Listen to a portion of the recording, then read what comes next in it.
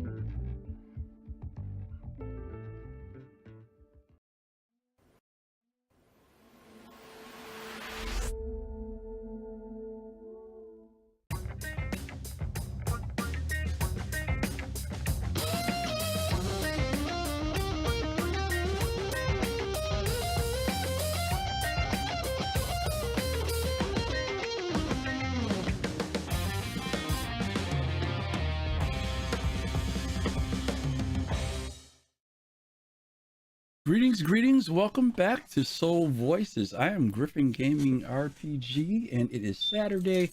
It is Father's Day weekend. It's Juneteenth for us here in the States, Kalrati. Juneteenth. You know about Juneteenth? Oh, yeah. Oh, you do? I think so. You think you know a little bit about Juneteenth? Now, you don't want me to ask Maybe you. I don't. Okay. Educate me.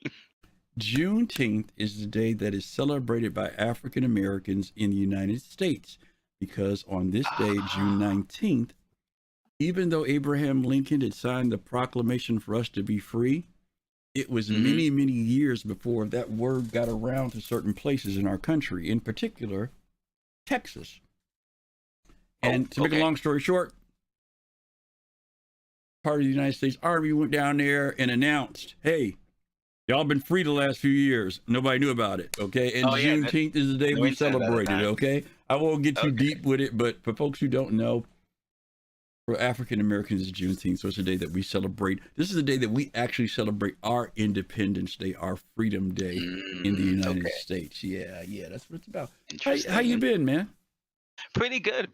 I am up and ready to get this Soul Voices underway. Good. It's great to be here. Great to have everyone here also. Yep. I'm trying to talk. You guys know I'm still recovering from my oral surgery. Man, liquid diet. Day number 11. I have dropped 20 pounds. Oh my God.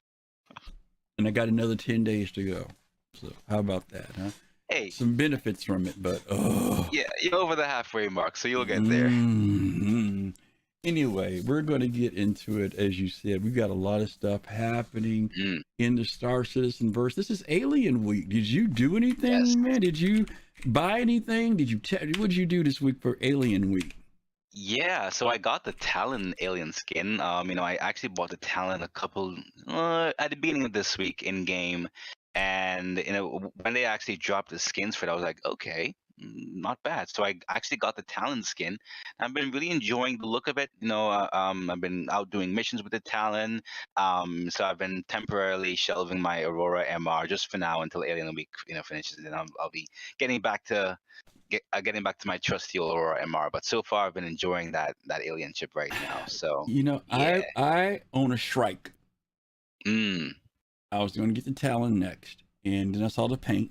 The paint job is beautiful. Yeah, it is. But as you know, I've been building my alien fleet. Yeah. And my problem is that I almost want that skin for every alien ship that I have. And so I was going to get them. And my daughters were like, "What do you want for Father's Day?" I'm like, throw something toward my Star Citizen. There you go. So I ended up finally picking up the Prowler. And then I saw what the skin prices were. $16 for the skin. Yes, she isn't hesitating. Anyway, I got that. I've been wanting a Prowler for a while. I know they nerfed it. I know it's got bugs, blah, blah, blah, blah. But I went out with a good friend from Test last week, Kaboom. I was out for 4 hours with him. Oh, and he broke that thing out for us to fly in. And it was so much fun. Yeah, it definitely depends on who flies it. Yeah, I mean, he knows what he's doing. He was mouse and keyboard and that sucker to death, brother. Oh, I mean, snap. Okay. I thought he was joysticking, and he was like, "No, I'm mouse and keyboard." I'm like, "What?" I mean, he was, and we had so much fun doing bunkers. What I didn't know is many times that I've been in that ship, and I've probably been in a Prowler, 15, 20 times since it came out. I didn't realize how many people it held. I always counted that center section of 8, right? Or whatever it is. I think it's 8. Yeah. I, for some reason, either missed it, didn't see it, all the other jump seats.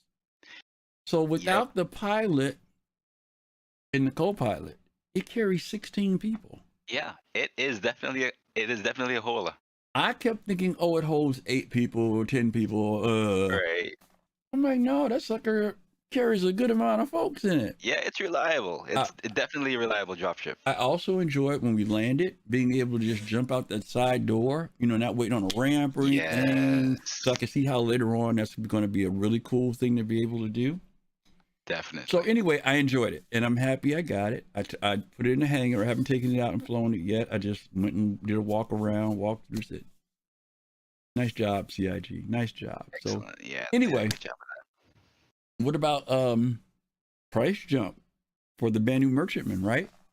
Oh, yeah, that's expected. I was not surprised. Well, yeah, we've been talking about it, right? So we went from 500, 550 up to 600, right? That. 550 to 600, right? Mm-hmm. What do you think it's going to stop at?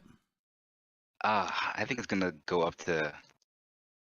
So, if it could actually go onto the showroom floor for IAE, for example, similar to how the Vulture, I think it was the Vulture that did it for Invictus. I think it may go up by another 50, right? But I think I'm thinking when it becomes flight ready, it's either going to go to either 750 or 800 max. So it's going to go up by another 50 later this year if it goes onto the showroom floor, not flyable or anything. So for anniversary, may go up, by that $50. But I think at most it's gonna, it may jump by 100 when it goes to flight ready. Who knows? That may be a bit of a steep jump that some may see it as, or it may go up by another 50 again. So from now on, it may go up by 100 in total, or it may go up by 150. Who knows? But I'm thinking it's not going to go for more than 800. It's scary to think of it increasing to such big numbers. The size and scale of the ship says to me 800 to 1,000. But it's also a huge price increase. People still want it, and because people believe the price is going to go up, people are willing to even pay the 600. Right. Especially new people, people who maybe are coming in and seeing it. They look at it the same way you and I would have looked at when the Nautilus came out or the Polaris. So their view of it is completely different from those of us who remember when it was 250. Yes. So for us, it's like, oh man, that's a huge price jump. To them, it's like, hey, this is a great deal, Exactly. So We'll have to see. We'll have to see where it all lands when it's all said and done. Yeah. Okay. I mean, who knows? Maybe it'll go up very subtly because I doubt by the time it becomes flight ready, the shops are going to work, right? So I'm thinking that by the time the shops and the market area properly works, that is when we may see another price increase. So who knows? Yeah. We don't have shopkeepers yet. No. We're still dealing with kiosks. Yeah. Will they put kiosks in, or will they do shopkeepers? They could do kiosks as a temporary. I mean, because to have the AI, where you hire people and you're working in your ship, I don't know if we're close to that. I mean, I know we've got the coffee vendors and stuff, but they've got like a set menu. But to have someone who actually, know, and I mean, there's some elements there, like with refueling, you can set prices there, right. So maybe they could take that implementation over. I'm just curious to how interactive the AI would be. But they could do kiosks. They could, because kiosks and inventories in place, they could just do something like that. It's interesting to see. Yeah, considering the fact that we'll be getting the cargo system refactor, and based on what we saw with the concept images, they may give us that whole improved UI where we can kind of mimic how many AI crew maybe be used per shop. Yeah. Until we can actually get the crew and everything. Yeah, I don't want to make this a big Banu show because we've got a Banu question at the end, but I do want to ask you something, and I've been teasing Fastcard about this, and it's the size of the ship. It is a big ship. Did you notice the crew quarters in that thing? Did you see how many beds were in the crew quarters? This is not a 5-person ship. It had like at least 8 beds, if I'm not mistaken, maybe more for crew. Not even talking about passengers. So I'm concerned about, is it the brand new version of the Hull E? I don't mean like ridiculously, because I don't know what I mean, from the boxes we saw, SCU, it's huge. Yeah. And obviously it's going to be a new count on cargo, but I mean, this isn't like walk up to the door and push something. That ramp and stuff is there because cargo and stuff's being loaded out in. I mean, there's an operation to take that ship out. And so I'm really curious to see what the crew complement, what the minimum, CIG may say minimum crew complement is 6. That may be fine. But a lot of that was also tied into how many beds you could log out of. So and you got 8 beds in there. I don't know. I'm just at 4. And mind you, I think you got to be a maniac to load that ship up like they had it in there, right? I mean, the amount of cargo in there was just ridiculous. Yeah, it's gonna take some time, and I think ships like these, persons who are waiting for like their Idris and Javelin, I don't think they really need to wait for Squadron 42, providing the ship comes out sometime before, to get an idea. Even if they don't own the BMM, the persons who do, once they get to try those out, I think they'll get an idea of how how much work, fun, or or work inducive as it may be, depending on how they see it, that it may really require to run their own capital ships, because when the Hull C, or even actually the BMM, when that comes out, that will be a very good opportunity for persons who are waiting for their other capital ships to get a proper idea of how much this really demands. That's a good point. That's a real good point. All right, well, so much for that. I just thought it was an interesting thing because one of our questions coming up is going to be about the VMM. We'll talk about that. If you wouldn't mind moving us to our very first question. Guys, as you know, when we come on this show, we talk about things from Spectrum, from Reddit, and the industry, and we've got stuff from each one of those today. And because I'm talking crazy and spitting, Kalrati is going to do the reading, and then I'll do some feedback, and then we'll have you guys come in and talk with us. Don't forget, the link on the screen below us, come in, talk to us. This is one-on-one with Kalrati and Griff, one-on-one. You guys can come and just have a good conversation with us, okay? All right, Kalrati, it's all yours on question number 1. What do we got here, brother? All right, question number 1. This is entitled Star Citizen Whole Picture by Slot Currently Empty. That's the person's name. Yeah. Believe it or not. Okay, I was just wondering if No, that it was a wasn't me. placeholder. That's their name. Okay. All right. So the question is, I would like to know more or better communications, or sorry, I would like more or better communications about Star Citizen design goals. I know I could go on and check about 10 years of comlinks, videos, chairman letters, and etc., which I did. But my point is that a design summary should have been made available for a while. Stretch goals are stretch goals. Are we over that? Right? At some point in 2015, we had design notes, like example, Rapid Space Industries, engineering, where we had the design notes on electronic warfare, which were way more informative than any ship's Q&A than we had since then. The Legionnaire was a perfect example at how the community is clueless about Star Citizen goals. For some, boarding ships was something they never heard of. Some others, that was electronic warfare, and seemed like most have misconception about basic things like fighting and ships disabling. Something like a design summary or a plan that we could refer to about the end goal is necessary. It's cool to have info about what devs are working on the short term, but in the end, development feels chaotic right now. Maybe it isn't, but because of communication, that is how I feel. That is what the person slot currently empty is saying. That is how they feel about the current design goal because of based on the current direction of the actual game itself right now, the development. Okay. Star Citizen, the whole picture. I guess what made me stick to this was better communication about their design goals. Not better communication, but specifically about their design goals. Right. Do you think CIG could, I mean, we have timelines and what they're working on, work in progress and stuff like that. And he mentions the Legionnaire in particular. It's not the first time we got a ship that nobody was expecting. Pops up and it's like, whoa, we didn't think about that. Yeah. Do you think that the community is, and I'm using this word loosely, entitled to that information? That's a good question. So I would go back and say yes and no, because we've had our experiences with the roadmap, for example, right? We've had our experiences in knowing the long term when it comes to certain features coming online.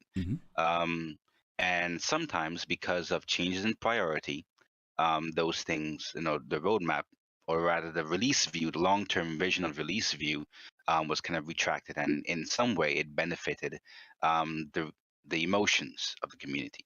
Now, tying that in with, whether or not we deserve to know the design goals, that's a very good question, because I think it all depends on whether or not, and I'm going to be honest, it depends on whether or not CIG has an idea of what the design goal overall is. Because, for example, right, I think the gist for everything is we want the game to be fun, right? But at the moment, I don't know if CIG has an idea of what certain aspects of the game should be designed to be. For example, the flight experience. We know that we're constantly iterating. We're getting there, I think, but we're constantly iterating. So we know that the end goal is for it to meet certain performance measures, or certain measures such as fun, reactive, sustainable, etc. Right? I think what this person is asking is, all right, the person could be directly asking, being literal, that we deserve to know, get these design goals, or they could be, adding some info between the lines and saying, okay, the CIG have an idea of what the design goal for the overall game is for certain aspects of the game. So I would say for now, I'm comfortable, because I can definitely only speak for myself. I'm comfortable knowing what we can only have access to know currently, right? Because I feel like if CIG has an idea, or rather, I think as we get closer to the finish line, those things will flesh itself out. right? If CIG were confident right now of what the design goals were, I think there's a chance that they would have shared it with us by now, right? But at the moment, I think at the same time, the reason why we're still in alpha also is because they're still trying to figure that out, and I don't blame them. I mean, some definitely will criticize them for that after a long time, but that's my take on it. In terms of our deserving it, I wouldn't say so just yet. Based on the assumption that CIG doesn't necessarily have an overall picture of their design goals right now. Interesting. Okay.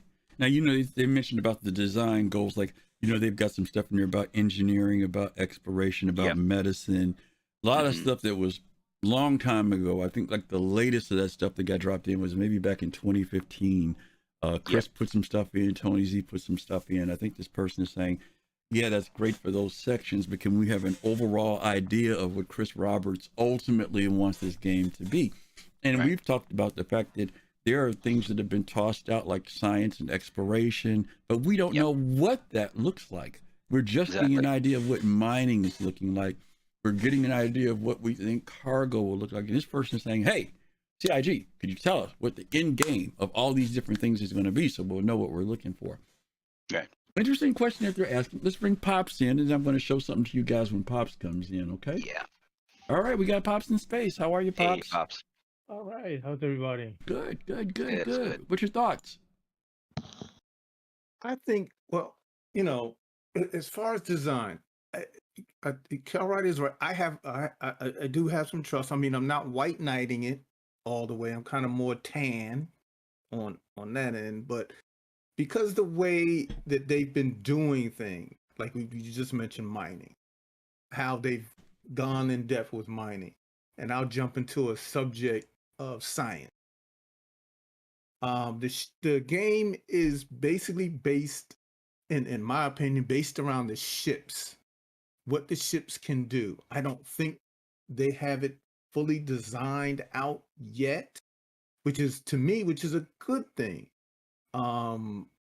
Because you kind of have to let them put their imaginations and kind of let the devs kind of bang a few things around and give them time. I don't want to really see it too much in stone, because I'd like to really have them become really creative. And it's just like we saw, which is a simple thing, but it was creative to me, the pool in the BMM. I thought that was different. We don't, we've never seen that before, but it gave them a little bit of creativity to say, hey, it's an alien thing. We kind of add something different and new here. And so, but I do feel good. I agree with Kalrati, and I do feel good, but I think it should be in an open-ended state in development right now. I don't think it should be written in stone. Disco Lando shared with us about the creativity and the openness of their development for their devs and engineers, where if Kalrati's working there and he comes up with a great idea for something, they're open to that. They're not like, well, this is what Chris has lined up, and this is all you got to do is just do what we've told you to do.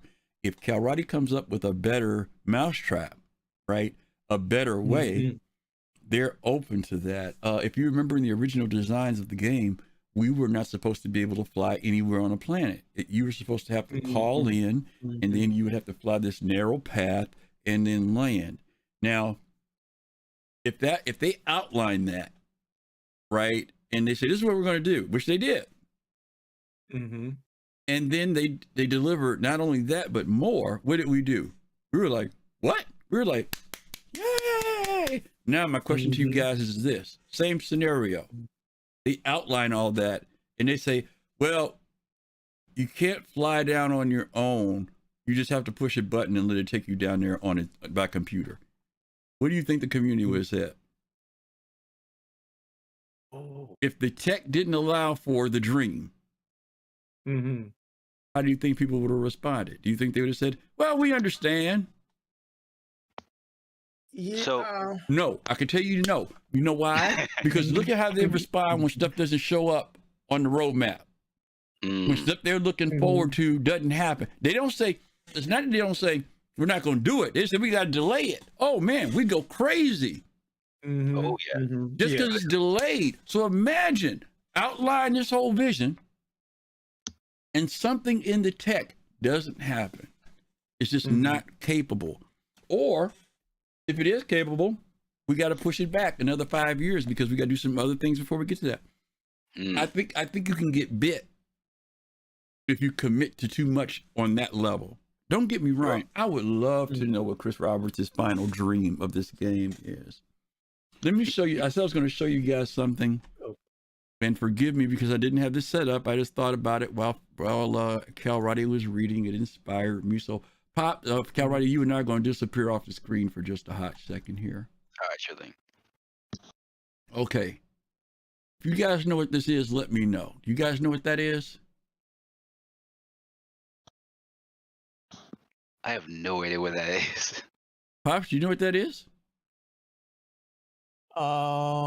It looks like it's from the old movie. Oh man, it's a black and white movie. Is that Star Wars? The Day the Earth Stood Still. Cyberwolf got it. See what Cyberwolf said?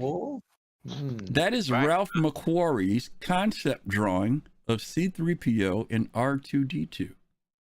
This is what they had before there was a movie.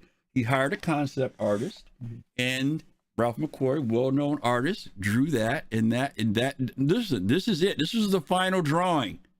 Not no early drawing. This was C-3PO. That was R2-D2. Okay? You. Yeah. Okay. So what did we end up getting? We ended up getting that. The iconic result. So my point is, if we were to outline everything based upon where the vision starts and what it is we think we're going to get, and they push it out, because mind you, C-3PO and R2 have been modified even over 40 years. They constantly tweak, redo things to them. Notice this whole middle section here where the wiring is. They had to put that in there because like this, he couldn't walk on the left. So in order for him to bend over and do stuff, now mind you, McQuarrie wasn't thinking about that at concept point. It wasn't until the practicality of what C-3PO had to do that later they had to redesign things so that this on the right became a reality of what was on the left. Y'all get my point? Yep. All right. Perfect. So, do we want the concept? Do we want the original thing that we hear about? Or are we willing to watch it evolve into what could be the better thing? Which may mean we don't get to see it. We just don't. True. It may mean that that's the price we pay.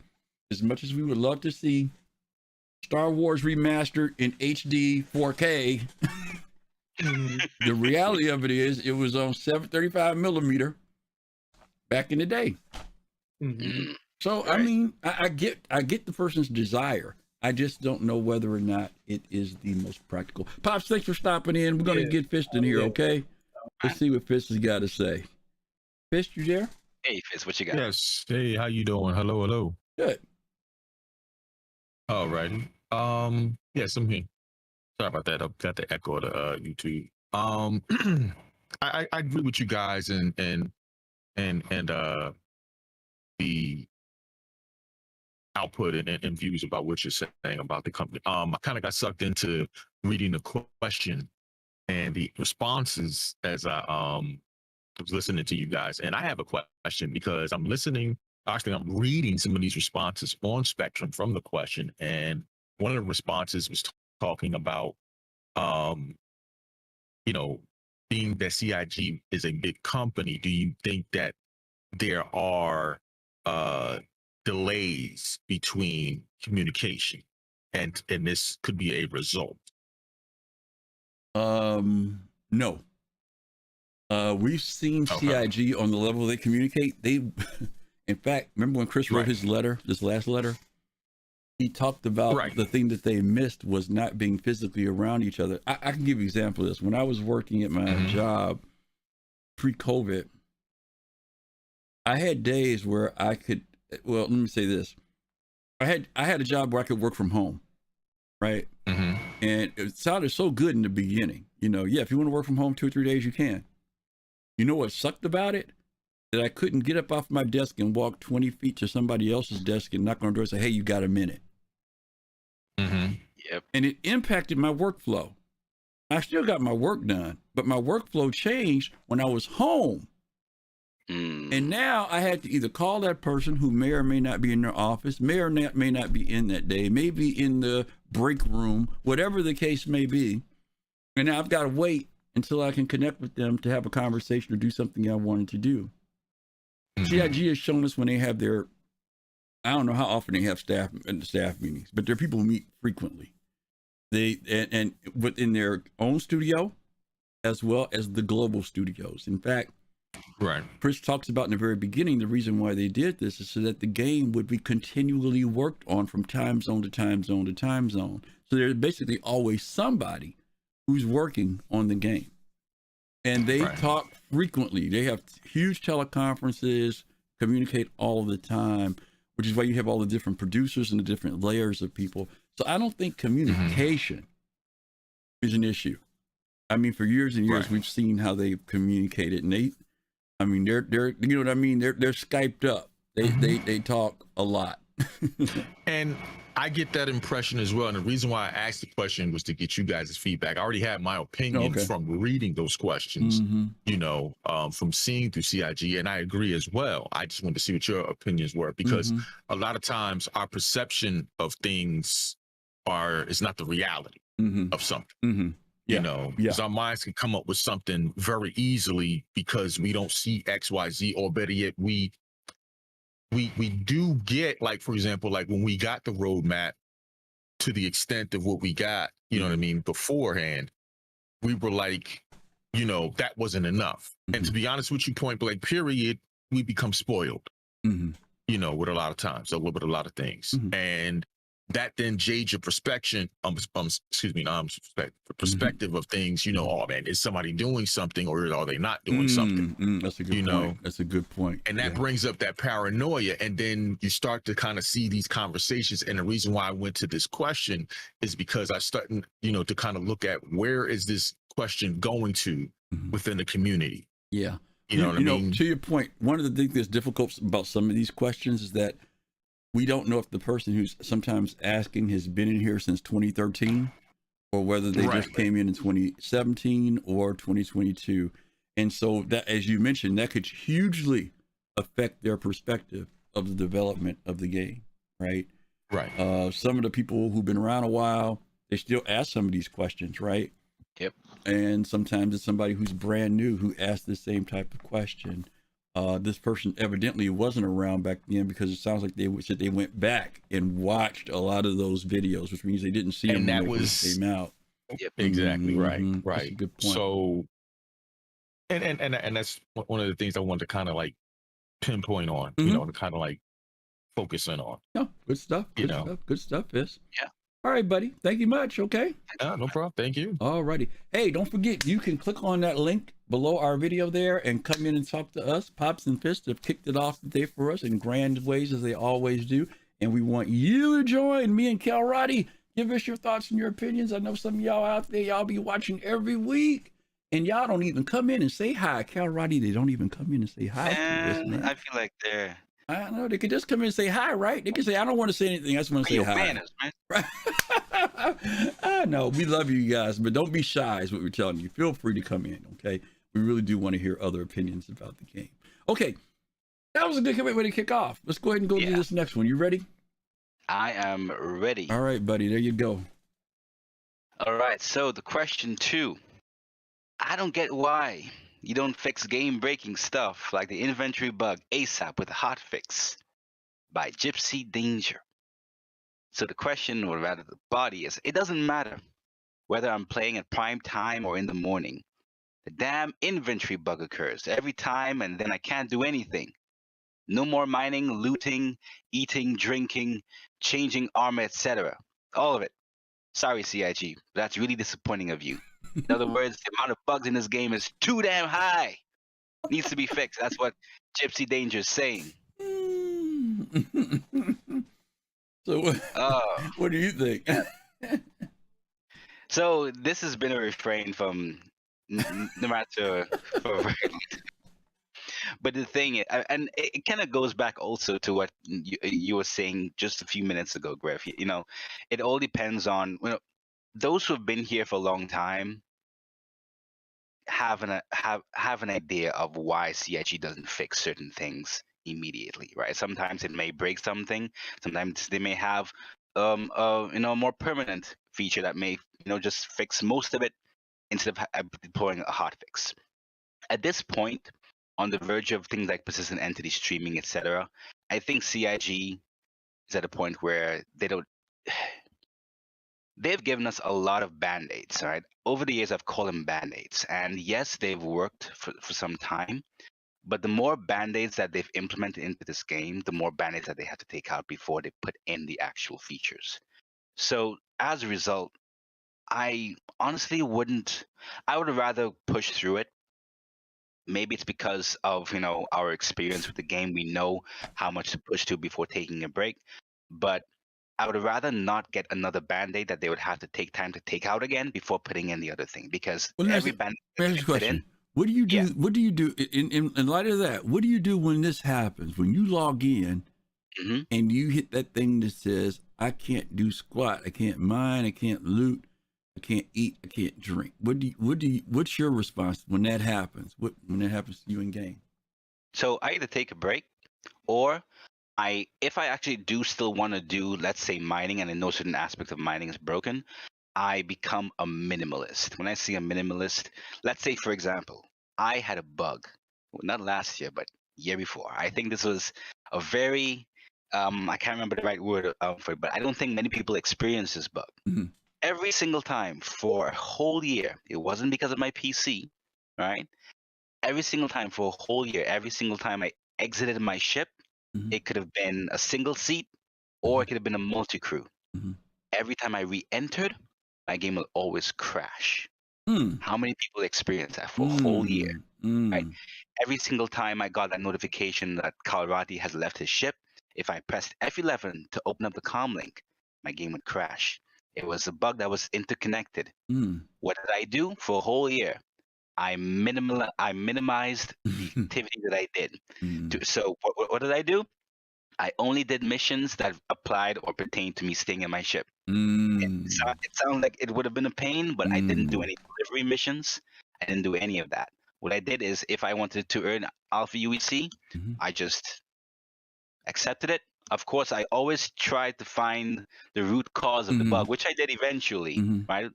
But I just became a pure minimalist for an entire year. I am not joking. I'm not over-exaggerating. It was a whole year, right? But I mean, I'm not expecting everybody to do that, right? I know, but at the same time, sometimes you just got to take a break, submit your bug report, and even if you're not the type, to really, test the game, even though we're in an alpha environment, we know that there are those who just come to play, right?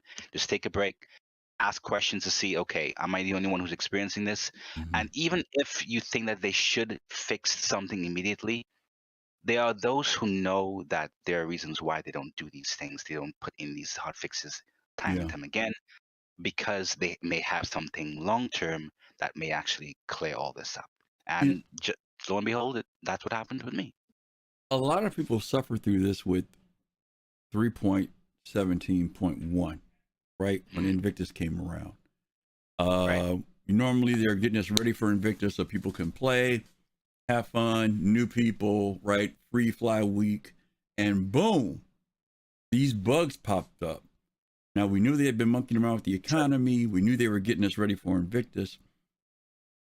But something happened that affected all of that. Now, the person says, well, CIG, I'm really disappointed in you.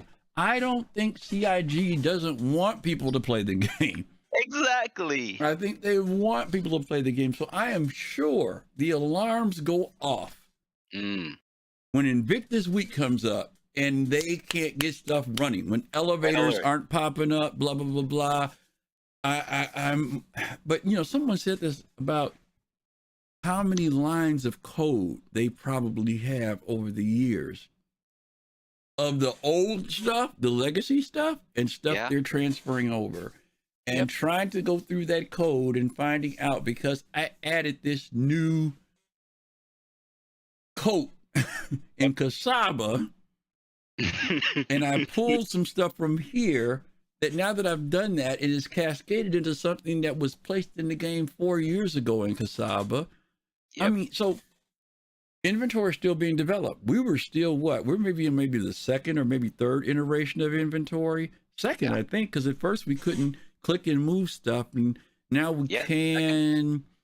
They expanded the capacity, but it's still nowhere near where they want it to be. Nope. So I think that I understand the frustration, because inventory has become important now that we have it. Yep. And if you're trying to do trading or anything like that, or even putting components in your ship, right? If that inventory screen doesn't work, you're handicapped. Definitely. To your point, take a break, step back, breathe, go play Skyrim, Fortnite. Come back. Else, man. I mean, I had a week where I couldn't log in. All of a sudden, I had logged out the night before. I came in the next day, nothing. And I'm like, I am not reinstalling this game. I would say it also teaches you a lesson. Real quick, I remember the very first time I tried this game. I made my account in 2014, but I really got a pledge in January of 2015. I could not join multiplayer Arena Commander whatsoever. I wiped my computer. I visited the forums and contacted QA. They couldn't figure it out. They didn't know why. I did all the stuff with my modem. Windows 10, I think, first came out. I think it was Windows 10 first came out back then. I did a fresh reinstallation. Nothing. It was only when the social module for Area 18 came out, everything just worked. It just didn't taught Howard. It just worked, right? And that's what actually taught me a lesson, that sometimes you just gotta take a break. It's gonna work eventually. CIG is not blind to this. But if something is not a priority immediately, even though they want the community to enjoy the game, it still means that they may have their reasons for not implementing it right now. Okay. All right, let's bring some folks in. We got some people who have an opinion on this. Let's bring Fast Card in, okay? FC, how are you? I'm doing well. I just wanted to say hi. No, I'm kidding. Here's a man with manners. What you got, buddy? You two hit on some points I wanted to make, but I just want to say, this is the cost of open development. If CIG were to do the normal development path, we wouldn't be involved with this early stage. This is partly why we're seeing all these bugs and having these issues. Because I mean, they're trying to put out a patch every 3 months, right? And of course, some of the bugs are going to slip through the crack. Because they do have, I mean, even though they seem to they have like a lot of staff, I mean, it is limited because they can only do so much at a time, and especially in a time that they want to get stuff done. If they were to maybe slow down the patch process, like maybe once a year, they would get a lot more done because they wouldn't have to put out as much content. But no, they're trying to strike a balance between putting out patches and fixing bugs between the patches. Okay. At least that's how I see it. No, practical. Makes sense. It makes sense to me. Okay. I mean, because like I said, if they were to do like the normal development patch, we wouldn't be hearing about this stuff until beta. Exactly. Very true. Very true. But the offside is they might have gotten the game out sooner. So Okay. Never know. Yeah. All right. Thank you, FC. Good points. I ain't got nothing to say. Those are all good points. Good points. Definitely. All right, let's bring Pops back in. Pops. Hey. Yo, Pops. All right. Sorry, I was trying to type FC a message. One of the people needed some help in getting in the Discord. Go ahead. Just let him know. Let's see. I forgot the question. Shoot. We're talking about the game breaking. Why don't they fix game breaking stuff like with a hot fix? Right. Thank you. Yeah, Kalrati's right. I've experienced the same thing, and it's been with inventory. And me and my son, we go to a place to do some bunkers. I can't get into my inventory. I can't move anything around. I can't loot anything. I can't loot anybody. And but my son can. I'm like, what the, what is going on? I'm like, wait a minute. In my mind, I'm like, is it me? So, and you do, I get upset. I'm like, man, I can't do it. But then we fly to another planet, Microtech, and do it there. I can get into my inventory. I can move things around. So it has to do with location, but it's not, it's person specific. And it may seem strange that it's not happening to everyone, that it's individual and you can't figure it out. But that's the nature of the state of the game right now. No, good points. Kalrati talked about his bug. The bug that I always hear people have, that I swear to you, if I've had it happen twice, and I've been in here since 2013, 14, you know the one where people say don't run downstairs because you'll die? Oh, no. I run all the time downstairs. Ain't died yet. I've run, jumped, leapt, everything. I've never had it happen. I've never had it happen. Now, I know there's some people happen to them all the time. Now, I don't have no supercomputer, but there's something that's different in my setup that evidently it doesn't impact me. Something with desync or whatever doesn't happen. Maybe it's because I have super high Comcast internet speed. Maybe that's, I don't know what it is. Shout out to Comcast. Yeah, I'm just saying, I don't know. It's different for everybody. Some people suffer from it all the time, So some things are where multiple of us experience it, but like Kalrati's bug, I never saw Kalrati's bug. Never. I don't know what sees it. Yeah, I've never seen the one you've had or Kalrati. Yeah, I got my own basket. All right, well that's great, Pops. Thanks for coming in and sharing, buddy. We appreciate you as always. Okay. All righty, we got two more people. We got Fist in the Face and Almost Over. Let's bring Fist in first. Fist. Hello. Yep. What you got? Fist. Hey, guys. Okay, sorry about that. Why do you always come in with like a mic check? We bring you in here, just go and start talking. You always come in and check, maybe 1, 2, 3. What? Well, because the thing is I got you guys playing and there's a delay. So that delay on YouTube kills. I'm like, am I in here or am I not? You're here. You're here. That's the reason why. That's the reason why, So anyway, but I agree with what Pops is saying, because like we have that issue a lot. Sometimes he gets it, sometimes I get it. But to your point about the bug thing, again, it's some bit of advice. When you have that issue, have that secondary backup game. Remember that big A word for this game, alpha. Just remember it. Yeah. That's basically what I really could say about that. Okay. Okay. Yeah. Remember that it's easy to forget, right? Because you can be having a gameplay experience where everything's going so well that you honestly forget that it's still in alpha. No, that's very, very wise and good advice, Fist to Face. Yep. Alrighty. Thank you, brother. Yeah. Thank you. Thanks, Yeah, no problem. Good stuff. All right, let's bring in Almost Over. Then we'll get to our next one. Yo. Almost Over. How are you? There he is. There you go. How are you? I'm all right. How about you guys? Good. What you got for us? Well, for the inventory problem, I don't really see it that much of an issue. Just because it's something I wouldn't consider it game breaking. It might be annoying to you to have to like change servers or quit playing the game for a bit, but it's not game breaking. Like to me, I feel like the game breaking ones were the ones where you lose your whole inventory in your ship, because of some type of crash. Not necessarily a crash, because you usually get that back, but like some type of bug that causes you to lose millions of dollars on your ship. Those are the things that I would consider game breaking. I would say the inventory one is more of a nuisance. And again, referring back to, I think it was Fist. Yeah, when I streamed, I always told people it is an alpha. Like, you got to curb your expectations. People are expecting a finished product when it is an alpha. Now, like it really does feel like it's a finished product, because sometimes, especially in 3.16, it seemed to run so smoothly that people think it's a full game, and it's like, nah, it's still an alpha. So as long as you curb your expectations to understand that it is an alpha, then you'll have a little bit more understanding and leeway for the bugs that are in the game.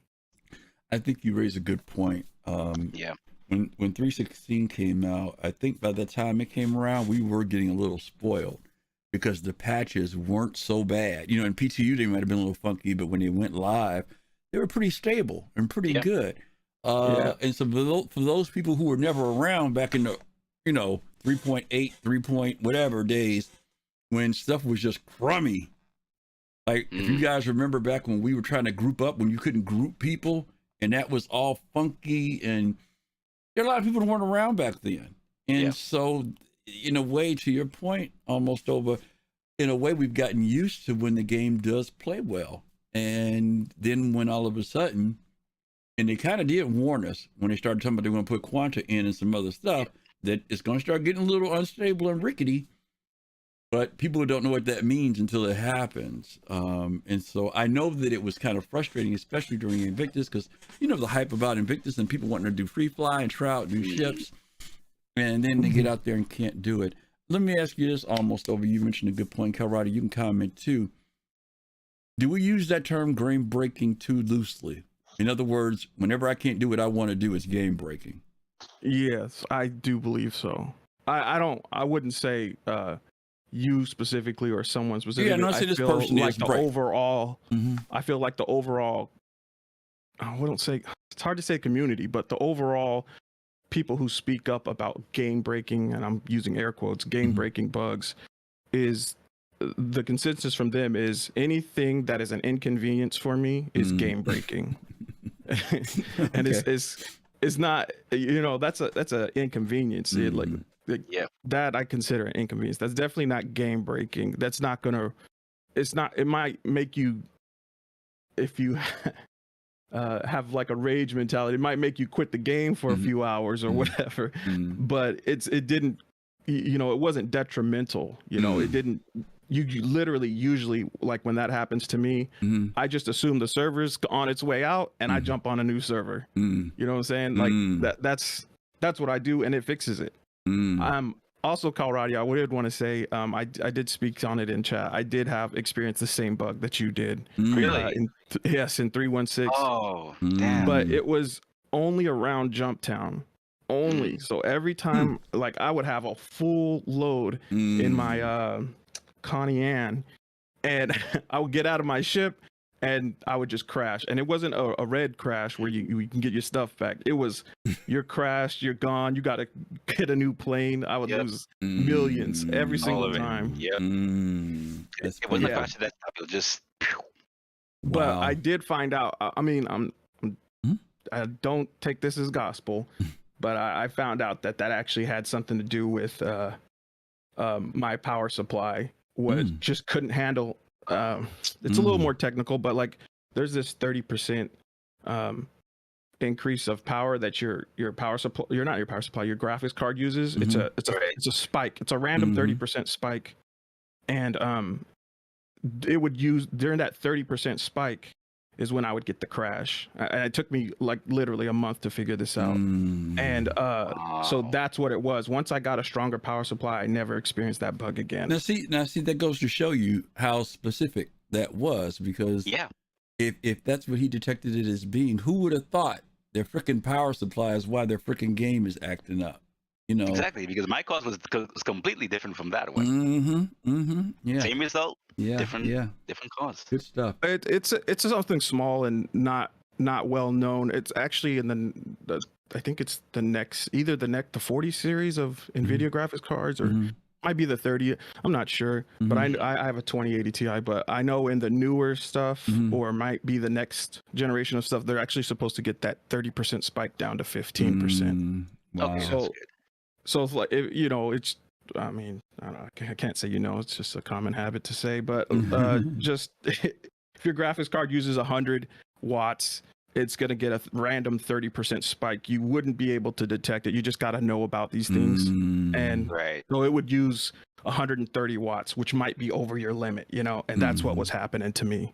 Wow. And so it would that minuscule second of overpower that it's using would cause the game to crash. Wow. Oh man. Well, thanks for sharing that, man. Hopefully maybe that'll help somebody, and if nothing else, it helps us all understand that it could be just the littlest thing, or maybe it's not on CIG's end, it's on your end. It's your computer that's making the thing crash out or whatever. Almost over. Thanks for coming in and telling us that, okay? Thanks, man. Because surprisingly, it wasn't CIG's fault either. When I called my ISP, it was their fault because whatever they were doing, I told them, hey, you need to reset something on your end because I'm experiencing whatever. I didn't tell them it was because of a game, but I told them I was experiencing some internet issue. The next day, issue over. After a whole year, I thought it was my computer. I contacted customer support. They probably was like, okay, this guy's low-key trying to apply to CIG for some kind of QA or something. He's nagging us too much. But no, it was none of our, it was my ISP. So who'd have thought? So different results, same results, different causes. And CIG is working to be able to even still respond to all those different things, which is why we've got to put tickets in, talk about it so they know how to address it. Okay. Good stuff. All right, we're going to go to a fun question now. Oh, yeah. I didn't load the picture in like an idiot, and so I'm going to manually put it on the screen, but I'm going to let you read the question first, okay? All right, sweet. Here we go. All right, so the question is, who's poking fun? BMM lovers or haters? All right, and this is what we're referring to right here, okay? That right there. Alrighty. So this is gonna kill me. Yeah. So as many of you know, this week we got pictures of the BMM, the new concepts, and white box. We're beyond pictures, white box now, and many people in the community are excited, and there are a lot of people that are laughing. And these various memes have reflected some of the feelings of people in the Star Citizen community. So my question is, Kalrati, is this like just healthy fun? People just kind of having a laugh? Are they the BMM haters who don't own one? They're like, look at what y'all got. Y'all waited 9 years for that thing, and look at that cowboy hat. Is that what we're getting? Is it BMM owners who are like, hey, CIG, we ain't digging this new design? I mean, you know, or is just the community having fun and everybody still loves it? You know, what are your thoughts on that? So based on our experience with chips, you know, the difference between concept versus reality, like when it first when it comes into the game, I think at this point, I would hope at this point we understand that sometimes, you know, what we see in concepts kind of, you know, may not be accurate because, you know, when it comes to actually using the ship, they may need to change certain geometry and certain metrics. So I would think that hopefully, even if it may, like this result here, even if well, firstly, I think the community is having fun with it, but even if it's it also includes BMM owners who may be a little upset, I think they understand it, but they're also accepting it and playing down how they're feeling in a bit of a funny way, right? Which I think if that is the case, it's a very healthy way of playing it down, because I would definitely assume that, you know, those who own BMMs have owned it for a while, and they've gone through the whole process of, you know, from ship concept to reality, no matter what the ship may be, and we would, you know, understand why a ship's geometry or metrics may become quote unquote uglier, right? If you want to be that frank, right?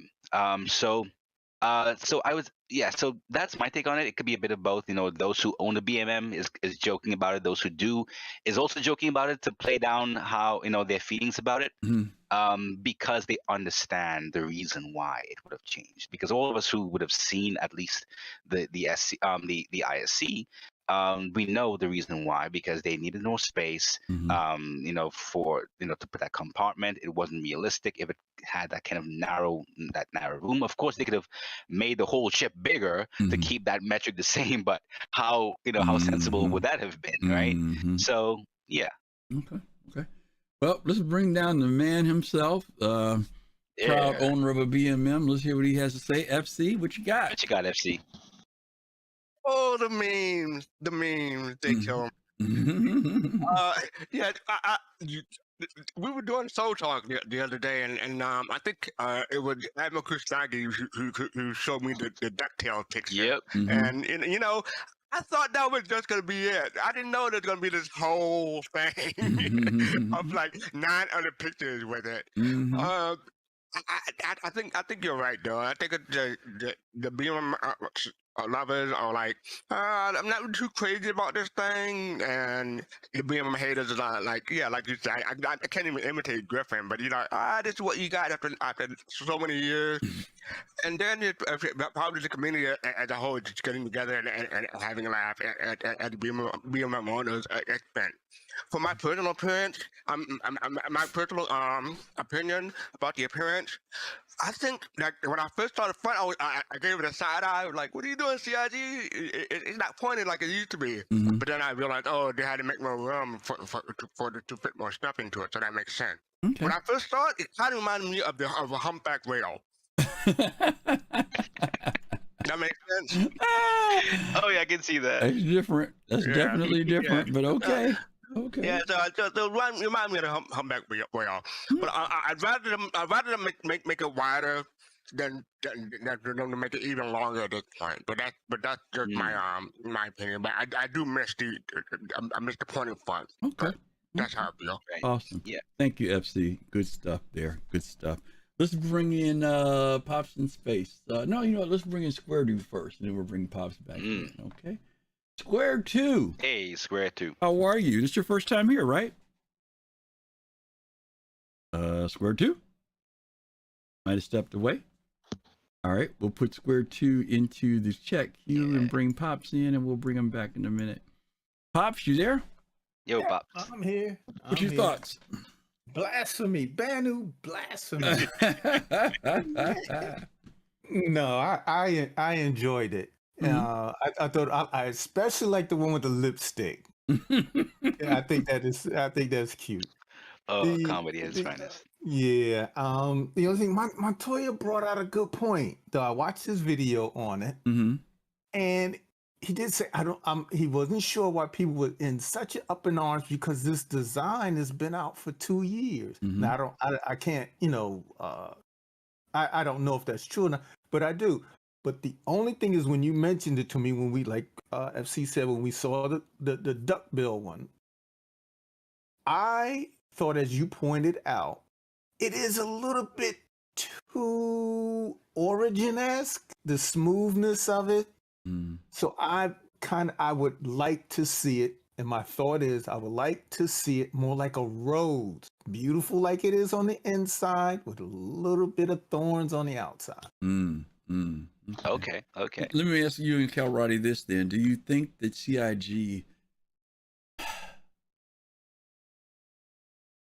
we had a similar situation when the carrot came out. Remember? Carrot got fat. Everybody liked the streamlined version of it, but they had to make the ship bigger because much of it was in the concept. In fact, they had to throw some things out because it still didn't get big enough. Because they had a spiral staircase and all this weird stuff in it and all this stuff. So some stuff they had to throw out. It also grew, and then they had to bring it back in because they wanted the character to be able to land in hangars. Yep. So is that the trade-off for us? When they do ships like this, that narrow, beautiful front that we see on that middle top and middle bottom, I like them. But if it means being able to have the things that we want in the ship, is that the compromise? You know what I mean? Yeah, the nose has got to get a little bit wider, a little more of a duck bill, but you'll get the gameplay and stuff that you want for the game. What do you think? You think CIG is going to make that compromise, or do you think that When we railed against them freaking what do you call them things in the windows, the struts. Oh, they went in and pulled some of them bad fellas out. So what do you think? I think that, I think there's a reason why, like you just said, there's room. So maybe they needed to make room for something up front there that we can't see yet. Right, because Disco said that we can't show you everything in the ship, right? He did say that. He did say that. So I think maybe there's a surprise. And I'm hoping that there's a surprise. In there. And when it comes, we'll all be silent and be happy. And as far as the look is concerned, maybe what they'll do, if they made it with the, because it's so smooth right now, maybe they'll come out with a skin and just with the same thing, they'll come out with a skin, and maybe that skin will have the thorns and the other things in it that will excite us to buy them. So maybe that's the reason why we don't know. Good point, Pops. And the fact that's white box still, right? We're in gray box rather. We aren't seeing final art, final concept. So we don't want to jump the horse too much on it, right? Right. But I think what they did show us was beautiful, interior wise. Great concept so far. Thanks, Pops. Thank you again. Thanks, all right. Let's see if Square 2 is back. Let's see. Yeah, I think he's ready to go. Square 2, you there? No? I saw him typing in chat. Did you? Square 2, you there, man? Okay. Nothing, huh? Okay. There you are. There you are. Am I in? Yeah, we got you. Yeah, we hear you, man. Oh, okay, great. Awesome. Okay, so first of all, hi. Hi. I'm saying hello to the group. Hey. Oh, you know what? I think he's got like noise canceling. You may have to really speak up because I think your noise canceling is cutting you off. Oh, okay. We can hear you now. Yeah. All right, and there's also a delay. So I'll say this real quickly. Over time, I've learned with CIG that their ships only get better as they take more time. I'm looking forward to the Banu Merchantman. I've owned mine since 2015, 2014. And yes, I did pay $250. There you go. That's awesome. You're absolutely right. That has been their track record, right? When something pops up, even when it's a rework, it's better than what we ever expected. Exactly.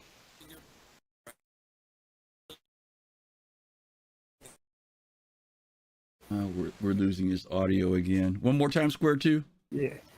I'm going to go ahead and go. I'm having mic issues, and I don't want to, No problem. No, but we appreciate you stopping in. Thanks for coming in, man. But I'll text. Okay. All right. Thanks again. All righty. Okay. We got one more for today. We won't pick on the Banu anymore. We've been beating on the Banu all day. This one's a little bit different, Kalrati. We're not going to show the video, and we're not going to watch it. We're going to show it, but we're not going to talk about watching it because we know that most of the people who are watching this have seen it already. Yep. But I will bring up the topic. Why don't you read that for everybody? Sure, will do. So the topic is the Starfield official gameplay reveal review. Yep. From Bethesda. Are you looking forward to Starfield? That's my first question to you. Simple answer, I am definitely looking forward to this game. I'm looking forward to what Bethesda has to put out. I'm not super excited. In other words, I'm not overhyping myself, but I'm just sitting back. This is something that, that's going to be their first time, their first kind of, category or type of game. So I'm interested to see how they're going to, deliver that to the, I would say, non-space sim dedicated gaming community.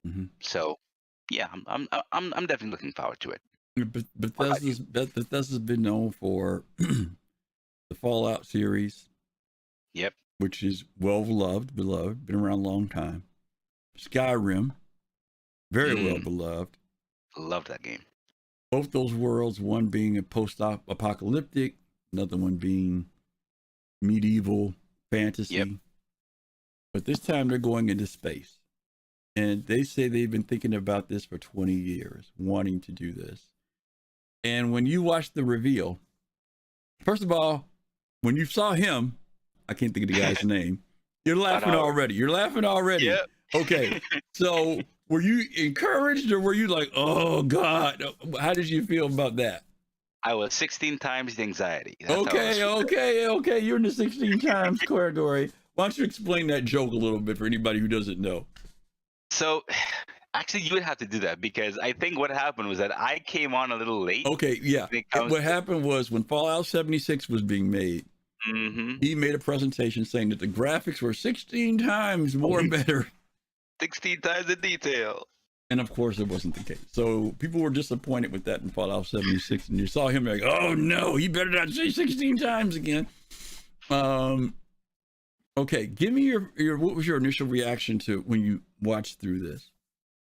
Right. So when I saw it, because when I saw it, I was a bit taken back. I was a bit nervous. I was like, is this going to be like how the game is really going to look? Because I remember reading this article. I think it was by James Schreier, where he was interviewing someone, a past dev. I mean, of course, that would have been an early perspective of that past dev, where they were saying that the engine that they were using, the Creation 2 engine, may not, they were having some issues with it and may not have been to the task, right? So, but once again, that comes like us saying that, a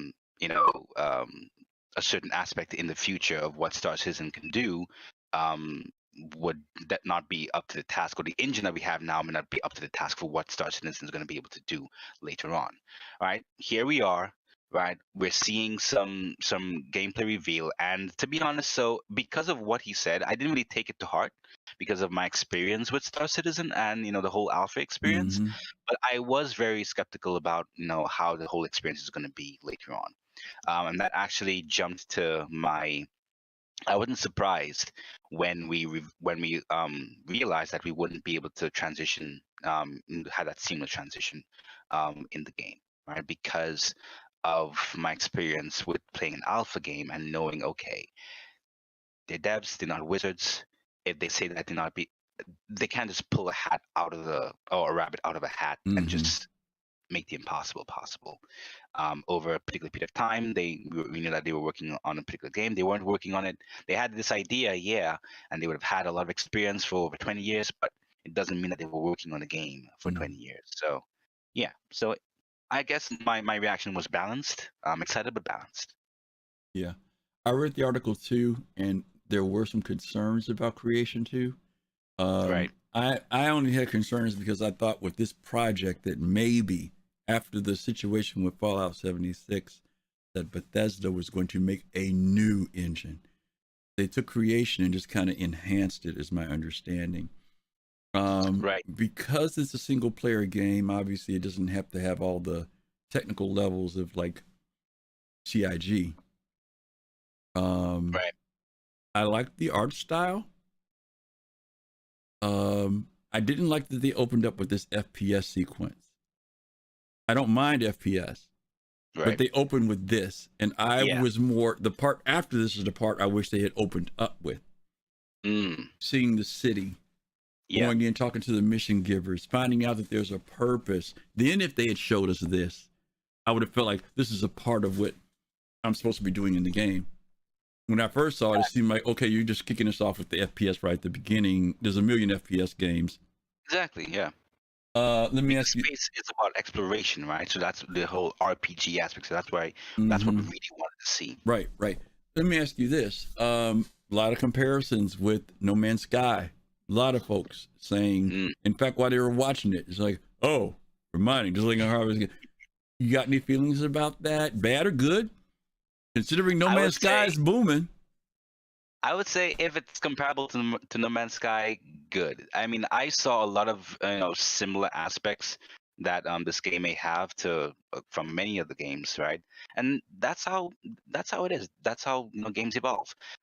So there would have been strong comparisons to No Man's Sky, and there may be strong elements when comparing it. Maybe strong elements with regards to this and Star Citizen and others. Maybe strong comparison between this and Fallout 76. That's how games evolve. So if they've been able to take good things about from different games in the past, or those that are currently being developed, good for them, right? Because it's definitely going to benefit us, right? Because we're going to experience the good things from certain aspects of games that we've played before. Yeah. So I've got no problem at all if they compared it to No Man's Sky. Okay. Two other things. My criticisms, and these aren't like bad, they were observations.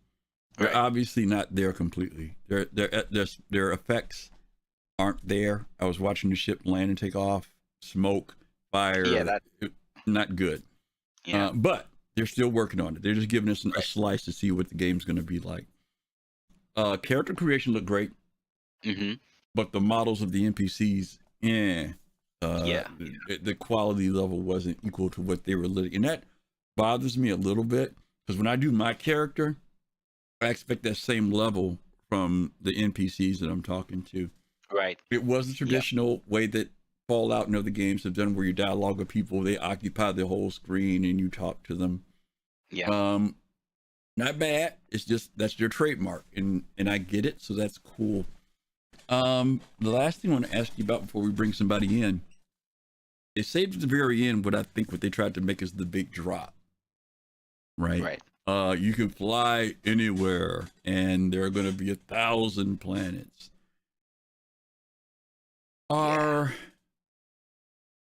When No Man's Sky came out, when Elite came out, and we started hearing these big numbers of systems and planets, it sounds great. Is it practical? Is it practical? So, and I mean, I get it from if you're into like Elite, where you're into the reality of space, you approach that differently. Yeah. Where if you're just in it about gaming, where's is 1,000 cool? Because I mean, Star Citizen is 100 systems, but we may have 1,000 locations when you add in moons and stations and all. So, were you impressed by that when you heard 1,000, or were you kind of like, let's see? So I was the latter, because the thing is, the games that have stated these, right? Even Star Citizen, they haven't had as much material or as much literal material from past games that they've produced as Bethesda.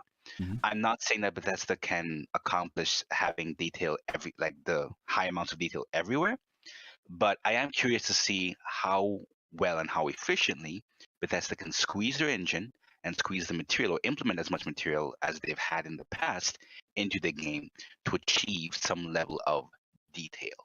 Right. So, and that is the other reason why I wasn't too concerned when they said that, the whole seamless transition, they're not going to have it, because if they can input as much detail in a particular area for me to be engaged in that area for 2 hours, 3 hours, perhaps, right? That's my hope.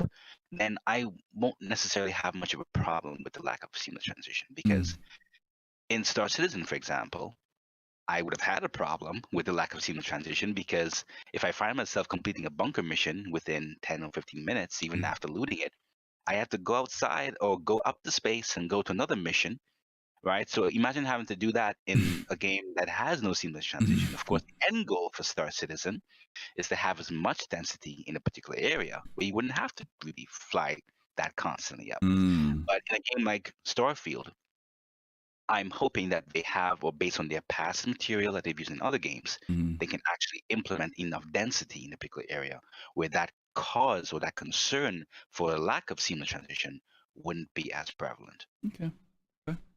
All right. Let's bring Pops in space back in. Okay. Hey, Pops. Ew, Pops. Yay. What you got? All right. I was because of Todd, because of the lives before, I looked at the game, and it looks like, I hope it's not, it looks like a new skin on top of an old game. Hope that's not the case, because I bought Fallout 76 and I got a refund for it. That being said, there are a few things I'm really excited about. The customization of the ships, where you can bring different parts in, and I hope there's things in there that make sense. I do like the throwback to the what is it? The Michelin, the kind of puffy. Face. I do like those little, that throwback to it, the customization of the characters. Moist-eyes, ponytails. Okay. That much, but I just want them as far as explorations on planets.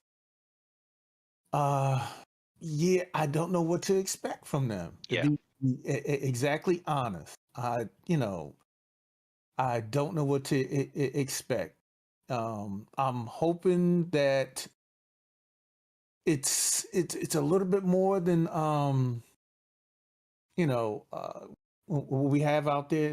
What is that? No Man's Sky. No Mansky is calls it. I hope it's more than no because to be honest with you, No Mansky's cool. It is a cool game. But when you go to the different planets, it's realistic. It's realistically, to me, in my opinion, it's the same thing. You go to the different planets, but it's the same thing you do on each planet. It's really nothing different. So I hope they do a little bit more. And Star Citizens, we got the caves, we got the derelicts coming in. So I just want more variety. Okay. All right, Pops. Thank you very much for that. Thanks, man. Yeah. All right, let's bring FC in. FC? Yo, FC. Hey. So I just wanted to I had to look it up again because I wanted to get the quote right. It said, if you really want to try spend a lot of time engineering in between like that segue, you're going to be spending a lot of time that's really just not important to the player. That's what they said in a video. I just want to ask, who do they ask? Who are they talking to? Who are the players that said that, right? So I mean, if that's the reason that you don't want to put the time and effort in doing it, that's fine. But it seems a little iffy to me. And I just want to say this quote that I shared on Thursday. We choose to build Star Citizen in a decade and do the other thing, not because they are easy, but because they are hard. I still don't get where that quote is from. It sounds familiar. It's John F. Kennedy. Oh, right. Okay. Going to the moon. Going to the moon. Right. Yeah. All right. Yeah. So, and Pop, go ahead. No, I was going to ask you, are you thinking about playing Starfield? I am thinking about it, but I'm probably going to wait until I get more details. I'm not pre-ordering it just yet. Okay. But yeah, maybe closer to release when they give me more gameplay and stuff like that. I'll probably definitely get it, but I may get it late. I may not get it on opening day. Kalrati, this has been pushed back. It was supposed to come out 11/11/22, and now it's been pushed back to either May or June of next year. Do you think there's a possibility that it could get pushed again, or will Bethesda push it out and patch it as needed? So I guess Bethesda's original. Okay, so simply put, I think they'll push it out if needed. No, sorry, I think they'll delay it if needed. Because in the past, Bethesda's, I guess, culture would have been, okay, we can push it out, and based on the faithful fans, I guess, because of the modders and everything, they would improve the game, etc. And they'll obviously Bethesda will implement their own fixes, but because of our reactions with recent games, I think they've understood that the healthier way would be to delay it if needed be, especially with this risk that they're taking in releasing a space game. So I think they would want to do it right. They would want to do it properly. So hopefully, the guys with the money, the publishers, or the guys with the money, even though Bethesda is Bethesda, they won't be pressuring them too much for them to release it if it's not ready yet. Okay. FC, there was something else you want to say? Yeah, I just want to say, before I go, I wanted to say to Kalrati, I really want to see you try to pull a hat out of a rabbit. One day, man, one day. Grim Expression. Take care. Bye. Alrighty. All right, man. All right, we got Admiral Kusanagi. It's going to be our last one here. Admiral, how are you? Yo, Admiral. He just jumped out. I don't know what that means. He's not ready to say hi yet. Admiral, does that mean you didn't want to come in or you do want to come in? I don't know what that means. Yeah. And he's not typing anything. So I'm going to assume that he does not want to come in or he's doing something. Oh, he's on the road right now. Bring him in. I did bring him in. He jumped out. Evidently he didn't want to be in. Let me try one more time. Yeah. Admiral, you there? Nope. Okay. Paging Admiral. Okay. Yeah. No, okay. He's not. Okay. Awesome. I'm looking forward to Starfield. I definitely want to play it. I agree with you. Right. I think, and I've said this before, I don't think Bethesda can afford to have a bad launch of this game. No.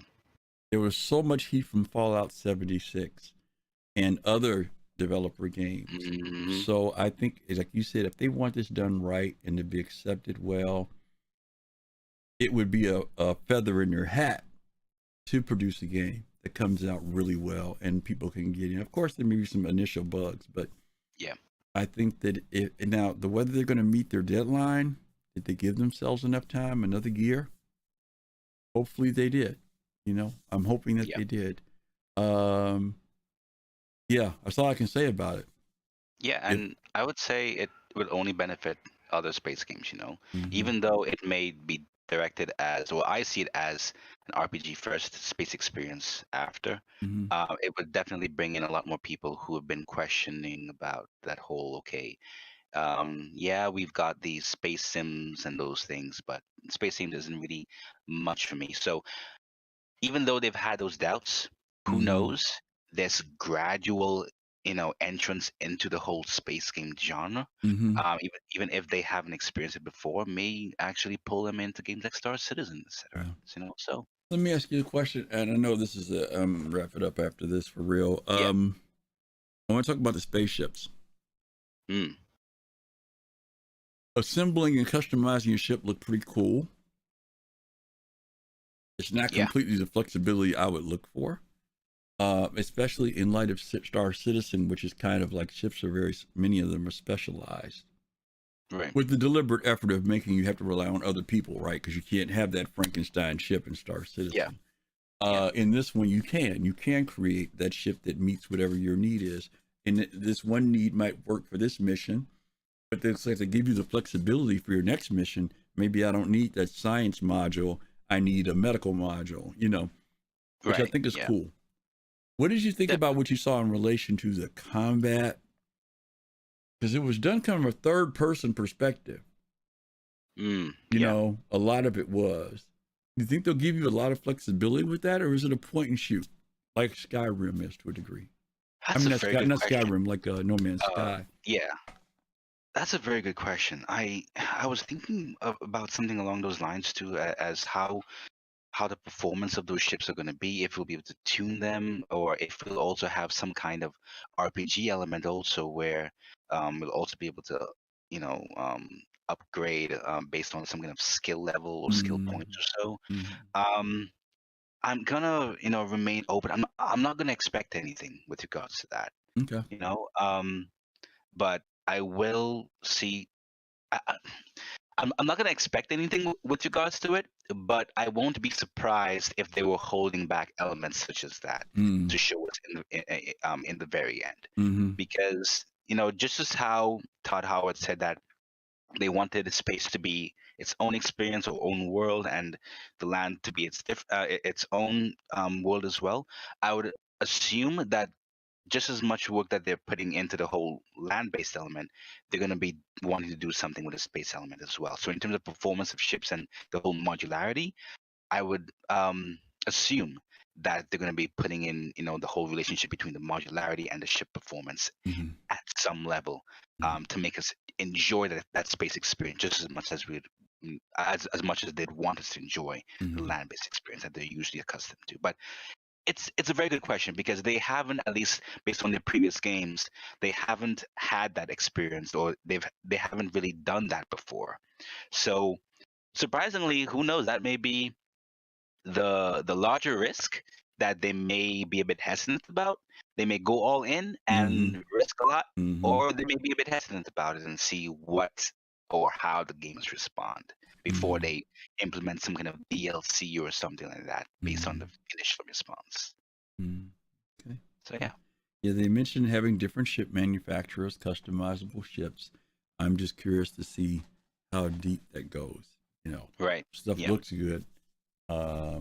Stuff in engine, but you know, when you finally get that end product, is it going to be what we're hoping for? So exactly, Bethesda, we're hoping that you do it, that you put it out there. Another great space game would be awesome, especially single player. We're looking forward to Squadron 42, but we're also welcome to this one, and hopefully Starfield will be the game that many people who've supported Bethesda hope it will be. There's a lot of promise there. We don't have too many other ones to look forward to, so no, I haven't had another Skyrim experience since Skyrim from Bethesda, because I tried Fallout, but it wasn't really my thing. But Skyrim was my thing, and I could definitely play it again. But we'll see if Starfield is going to be my next Skyrim from Bethesda. We'll see. Okay, fair enough. All righty. Well, we're going to wrap it up for today. Thank you to everybody who came and stopped by. Almost Over, Pops in Space, Fist to Face, Fast Cart. Appreciate you guys stopping in. Tomorrow, we're doing our show called Indigestion. Indigestion. You like that, Kalrati? Indigestion? Especially the food part. Yeah. We're going to be talking about how food impacts us in Star Citizen. Many of you don't realize how much food is important, not just because you're hungry, but it also why it makes you thirsty or even hungrier, or maybe even why you'll have to go to the bathroom eventually. Exactly, that food gameplay. We're going to talk about that. Yeah, we're going to talk about that tomorrow. Other than that, what else we got going on? What else do we have for this week? We got Soul Talk. Yeah, tell them about Soul Talk. Yeah, tell them about that. So Soul Talk, our Thursday show at 9 p.m. Eastern on YouTube, where we talk about all things Star Citizen, with regards to the past happenings, ISC, SCL, the teas that we get from the newsletter, all those things and more, especially from the road. I think we're expecting the roadmap for this week, right? So we're going to be expecting to talk about the roadmap if they have anything new. So join in, for our Soul Talk. Anyone's welcome. Remember, 9 p.m. Eastern this Thursday. Looking forward to you guys coming in. Absolutely. Soul Talk. Soul Talk on YouTube. Soul Citizens on Twitch. And Cyberwolf. If you talk about like the monkeys do, that would be really crazy, man. Thank you guys for joining us. We appreciate this. And as always, we appreciate your support. Hey, join our channel. If you're not a subscriber, it doesn't cost anything to do that. And if you like what we do, feel free to look at joining us as a member. To give a few perks out there. We're going to be doing a giveaway during the month of July for those people who are members of our channel as well. And other than that, enjoy the rest of Alien Week. Hopefully we'll see you guys real soon. And as always, what do we tell them, Kalrati? Peace, love, and soul. We'll see you guys later. Take care. Take care, people.